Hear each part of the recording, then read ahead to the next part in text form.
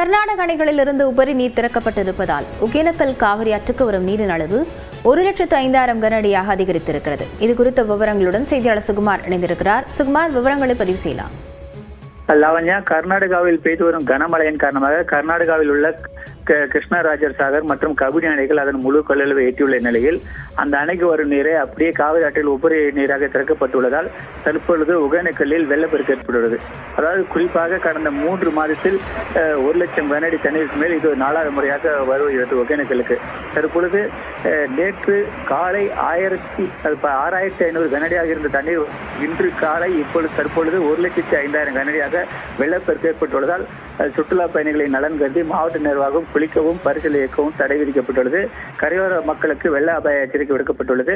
மேலும் காவல்துறை, தீயணைப்புத்துறை மற்றும் ஊர்காவல் படையினர் பாதுகாப்பு பணியில் ஈடுபட்டுள்ளனர். ஒகேனக்கல்லில் பொறுத்தவரை சுற்றுலா தலம் என்பதால் ஏராளமான சுற்றுலா பயணிகள் வருவார் என்பதால் மடம் பகுதியிலேயே சுற்றுலா பயணிகளை தடுத்து நிறுத்தி அனுப்பப்பட்டு வருகிறது. மேலும் ஒகேனக்கல்லில் மெயின் அருவிக்கு செல்லும் பாதையை பூட்டி காவல்துறையினர் பாதுகாப்பு பணியில் ஈடுபட்டிருக்கின்றனர். இந்த வெள்ளப்பெருக்கின் காரணமாக கரையோரத்தில் இருக்கும் மக்கள் பாதுகாப்பான இடங்கள் தங்க வைப்பதற்காக தனியார் திருமண மண்டபங்கள் ஏற்பாடு செய்யப்பட்டுள்ளது. மேலும் ஒலிபெருக்கி மூலம் வெள்ளப்பெருக்கு ஏற்படும் பகுதிகளில் யாரும் தாழ்வான பகுதிக்கு செல்லக்கூடாது, ஆற்று பகுதியில் குளிக்கவோ யாரும் செல்ஃபி எடுக்கவோ இருக்கக்கூடாது என மாவட்ட நிர்வாகம் ஏற்கனவே அறிவுறுத்திய நிலையில் பாதுகாப்பு பணியில் காவல்துறையினர் ஆங்காங்கே ஈடுபட்டுள்ளன.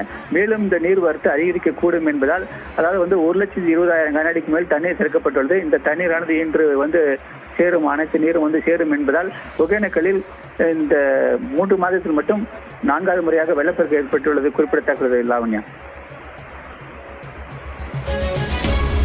விவரங்களுக்கு நன்றி சுகுமார்.